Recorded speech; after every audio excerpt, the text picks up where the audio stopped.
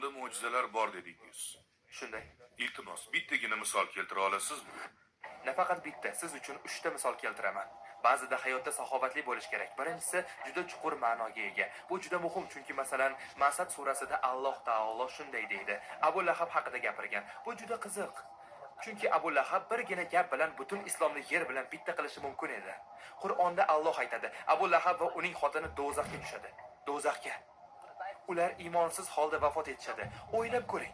Abu Lahab islomni yolg'onga chiqarishi uchun birgina ish kifoya edi. Chunki Qur'onda aniq yozilgan: sen va xotining do'zaxga tushasan, kofir bo'lib o'lasan deyilgan. U nima qilishi mumkin edi? U shunchaki bir soniya to'xtang. Ashhadu an la ilaha illalloh. Mana sizlarning diningiz yolg'on, chunki diningiz meni do'zaxga tushadi deyapti, kofir bo'lib o'ladi deyapti. Men esa islomni qabul qildim desa, bo'ldi edi. Kofir holida vafot etdi. Bu men uchun juda ta'sirli, chunki u butun dinni ag'darish uchun bitta gap aytsa bo'ldi edi. Ular Muhammad alayhissalomni to'xtatishda juda istashardi. Bor yo'g'i 10 soniyada shahodat keltirib dinni parchalashi mumkin edi.